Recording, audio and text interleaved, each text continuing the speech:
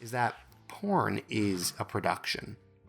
Okay, so when you're watching it, I mean, this is a whole, a whole thing that is meant to be viewed through the lens. Okay, so what does that mean? That means that some of the angles, some of those crazy, wild, whatever positions that you see are very unrealistic because they're only creating those positions so you, the viewer, can get a good angle of the sex that's going on, right? So you can see some sort of, detailed look at the penis going inside of the vagina, okay?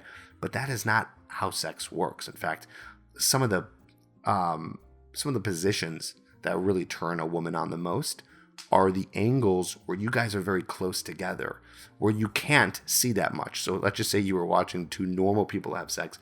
Most likely, you wouldn't be seeing much going on. You would just see kind of one body on top of another body, depending on the position. Let's just say missionary, for example, right? That's not really going to totally turn on someone who's watching it. It would a little bit, but not as much as you might see a different angle that's created from a guy, on his knees on the bed, doing something where he's throwing her legs up in the air, something crazy like that. And by the way, that's another thing that's can be highly unrealistic, right? A lot of these porn stars are very flexible and they can bend and move in different ways because they're porn stars, right? And that's not necessarily what's happening with your normal average girl. So it's another reason why it can be very highly unrealistic. So let me kind of go back to the point I was making, is that all of this can really desensitize you mentally, because if you're watching a lot of porn, you're going to get turned on by doing those types of things that you see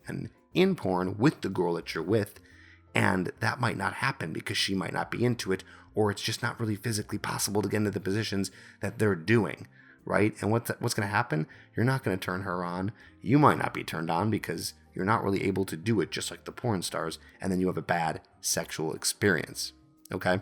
So you got to think about that in terms of, do you want to be sitting there masturbating multiple times a day to this highly unrealistic version of what sex is, or do you want to be learning on a podcast like this how to talk to girls so you can meet girls and then have real sex with real girls? I'm sure, and I really surely hope, that you're picking the latter, okay? And you're learning how to meet women in real life, which is another reason why porn can be bad. And by the way, this is not going to be a whole porn bashing episode.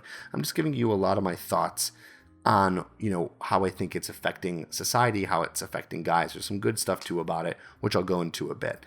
But first, I want to make the point that you could end up watching too much porn and then never going out, right? It's so easy, obviously, to just, get your laptop or go on your computer or go on your phone, look up some porn sites and actually go out and learn how to meet women, okay? So that's the other thing, is that it could, take you away from wanting to learn to meet people and go out in person, because it's just so easy not to do that. So all I'm saying is pick wisely, okay, in terms of how you want to spend your time. Do you want to spend your time on a computer looking at stuff that is, not real? Or do you want to spend your time actually going out, meeting people, learning how to interact, learning how to socialize, and actually having sex rather than having sex with your hand? Okay, so think about that. Thank you so much for watching. This is a clip from my How to Talk to Girls podcast. Be sure to check out the full podcast.